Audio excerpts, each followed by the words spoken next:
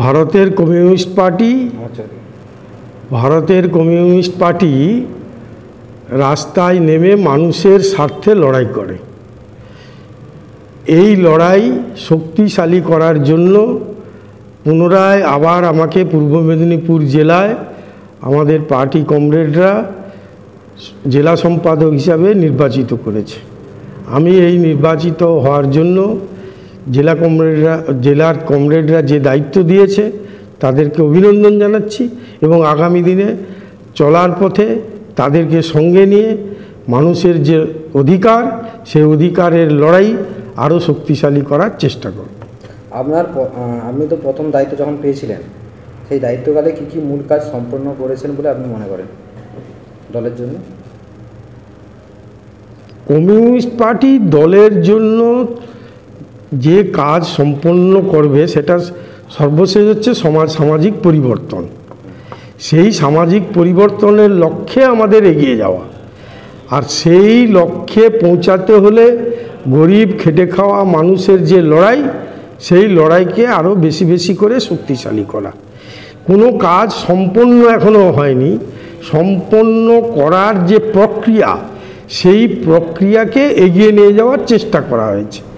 এই 3 বছর ধরে আমি চেষ্টা করেছি আমাদের পার্টির গরিব মানুষ, খেটে খাওয়া মানুষ, কৃষক, ক্ষেত মজুরকে সংগঠিত করে বিশেষ করে সাম্প্রদায়িক যে বাতাবরণ তৈরি করেছে বিজেপি এবং তৃণমূল কংগ্রেস, তার বিরুদ্ধে দাঁড়িয়ে পূর্ব মেদিনীপুর জেলায় কমিউনিস্ট পার্টিকে ঐক্যবদ্ধভাবে মানুষের লড়াইয়ে এগিয়ে নিয়ে যাওয়ার চেষ্টা করা হয়েছে। পুনরায় নির্বাচিত হওয়ার পেছনে দলের সদস্যদের মেম্বার যারা রয়েছে তাদের আস্থা ও সমর্থনের কী কী কারণ থাকতে বলে আপনি মনে করেন?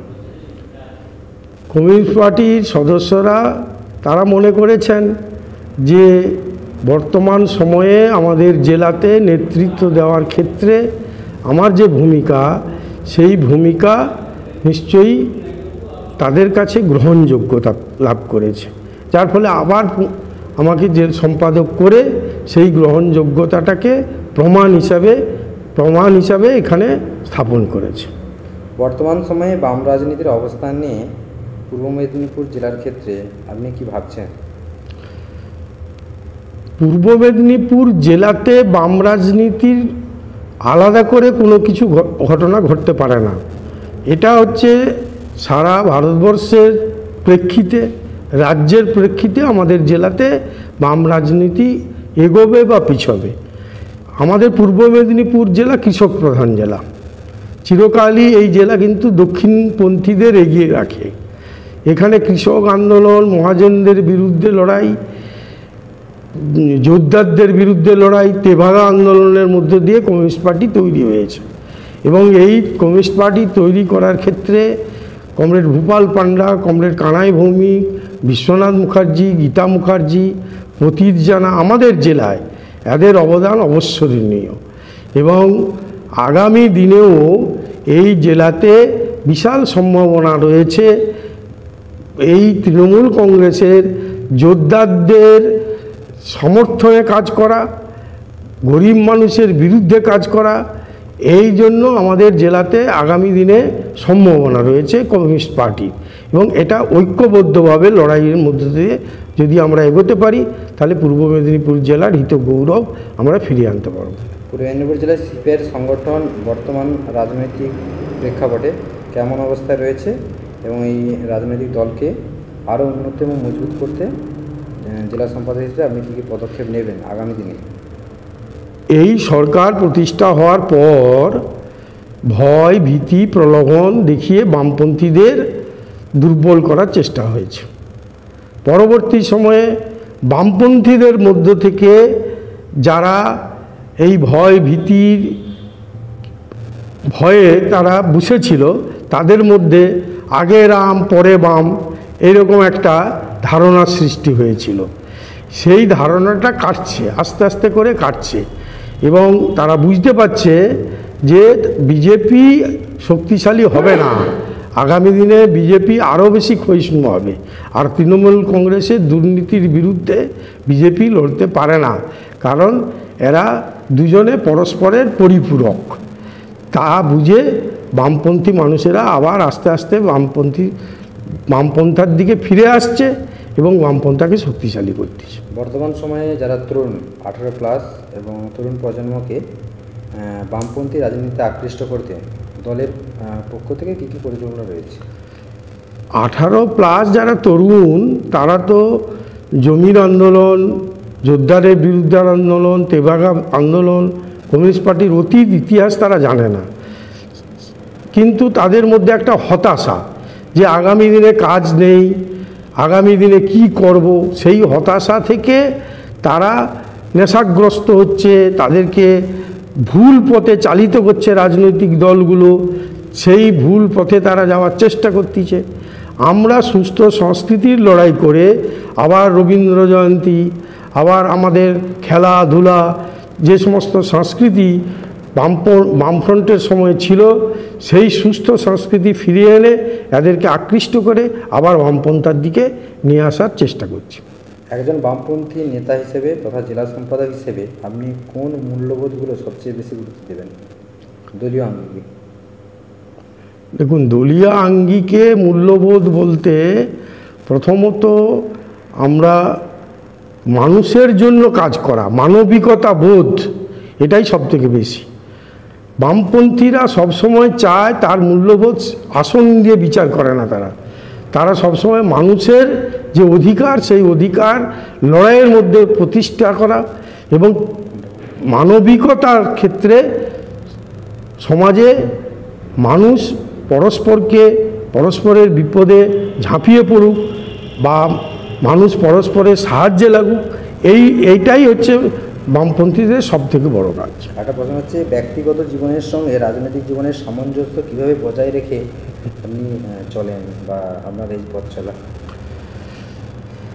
দেখুন, ব্যক্তিগত জীবনে আমি কমিউনিস্ট ফ্যামিলির ছেলে। আমার বাবা দীর্ঘদিন ধরেই কমিউনিস্ট পার্টির সঙ্গে যুক্ত ছিলেন। আমাদের এলাকায় যোদ্ধাদের বিরুদ্ধে আমি কমিউনিস্ট পার্টিকে লড়াই করতে ছাত্র অবস্থা থেকে দেখেছি এবং আমার পরিবারের সবাই বামপন্থার বিশ্বাসী। অতএব সেই দিক থেকে পরিবারের সঙ্গে খাপ খাইয়ে, কমিউনিস্ট পার্টির সঙ্গে খাপ খাইয়ে চলতে আমার কোনো অসুবিধা হয় না। সাধারণ মানুষের প্রতি জেলা সম্পাদক হিসেবে আপনার কী বার্তা পূর্ব মেদিনীপুর জেলার সাধারণ মানুষের প্রতি? সাধারণ মানুষের কাছে বার্তা যে ভুল বুঝে শক্তির ক্ষয় না করে বামপন্থার প্রতি আরও বেশি আকৃষ্ট হয়ে বামপন্থী আন্দোলনের মধ্য দিয়ে সমাজ পরিবর্তনের দিকে এগিয়ে যেতে হবে, এটাই আমার পূর্ব মেদিনীপুর জেলার মানুষের কাছে বার্তা। এই যে পূর্ব মেদিনীপুর জেলা, এই জেলার প্রধান কী কী সমস্যা যেটা আপনার চোখে ধরা পড়েছে এবং এক্ষেত্রে সরকার বা জেলা প্রশাসন, পুলিশ প্রশাসনের কী কী উদ্যোগ গ্রহণ করা উচিত বলে আপনি মনে করেন? প্রথমত, পূর্ব মেদিনীপুর জেলা হচ্ছে একটা নতুন জেলা। এখানে এখনও বহু সমস্যা আছে। কৃষি প্রধান জেলা, এখানে কোনো কৃষি বিশ্ববিদ্যালয় নেই। ইমিডিয়েট আমাদের এই জেলাতে কৃষি বিশ্ববিদ্যালয় করার দরকার। এছাড়া এই যে জল নিকাশির ব্যবস্থা, এখানে একটা আমাদের জেলাতে বিশেষ করে পাঁশকুড়া, পটাশপুরের একটা অংশ, মুগবেড়িয়া, ভগবানপুরের একটা অংশ প্রতিনিয়ত প্রতি বছর বন্যায় আক্রান্ত হয় এবং জল নিকাশির ব্যবস্থা না থাকার ফলে দীর্ঘদিন ধরে জল জমে থাকে। এই সমস্ত ছোট ছোট খাল, নালা, এগুলো সংস্কার দ্রুততার সঙ্গে করতে হবে। এটা আমাদের আমরা মনে করি এটা একটা বিশাল সমস্যা হয়ে আছে। এছাড়াও এখনো পর্যন্ত আমাদের জেলাতে গরিব মানুষের সংখ্যাটা অনেক বেশি। বিশেষ করে এই সমুদ্র উপকূলবর্তী যে সমস্ত মৎস্যজীবীরা আছে, তাদের একটা অংশ এই গরিব এর মধ্যে পড়ে। এছাড়াও আমাদের যারা ক্ষেতমজুরের অংশ বিশেষ, তাদের মধ্যেও অনেক গরিব মানুষ আছে, তাদের নিয়ে আমাদের কাজ করা উচিত বলে মনে হয়। এই জেলায় রাজ্যের শাসক দল তথা তৃণমূল কংগ্রেস এবং বিরোধী দল বিজেপি সহ অন্যান্য রাজনৈতিক দলকে, বামপন্থী বাদ দিয়ে অন্যান্য রাজনৈতিক দলকে আপনি জেলা সম্পাদক হিসেবে কীভাবে দেখছেন বা তাদের কার্যক্রম আপনার নজরে কীভাবে লাগছে? এখানে শাসক দল তৃণমূল কংগ্রেস, বিরোধী দল বিজেপি। মানুষের উন্নয়নের কথা তাদের মাথায় নেই, শুধু ধর্ম খেলা। একদিকে জগন্নাথ মন্দির, তৃণমূল কংগ্রেসের নেতা মমতা ব্যানার্জি কয়েক হাজার কোটি টাকা দিয়ে জগন্নাথ মন্দির তৈরি করলো। অন্যদিকে নন্দীগ্রামে রাম মন্দির তৈরি হবে, শুভেন্দুবাবু পরিকল্পনা নিয়েছে। আর আমার জেলায় বেকার যুবকরা কাজ পাচ্ছে না, তারা পরিযায়ী শ্রমিক হয়ে তাদেরকে জেলা ছেড়ে নয়, শুধু রাজ্য ছেড়ে দেশ ছেড়ে চলে যেতে হচ্ছে। নতুন করে শিল্প স্থাপন তৈরি করার কোনো ব্যবস্থা নিয়ে বিরোধী পক্ষও বলছে না, শাসক পক্ষও বলছে না। হলদিয়ায় একটার পর একটা শিল্প বন্ধ হয়ে যাচ্ছে। বামফ্রন্ট আমলে যা শিল্প হয়েছিল সেই শিল্প, অনেক শিল্পই বন্ধ হয়ে গেছে। আবার নতুন করে না শিল্প হলে এই সমস্ত গরিব বেকার যুবকেরা কাজ পাবে না। এটা একটা বিশাল সমস্যা আমাদের জেলাতে। আজকে এডুকেশনের দিকে আমি বলতে চাই,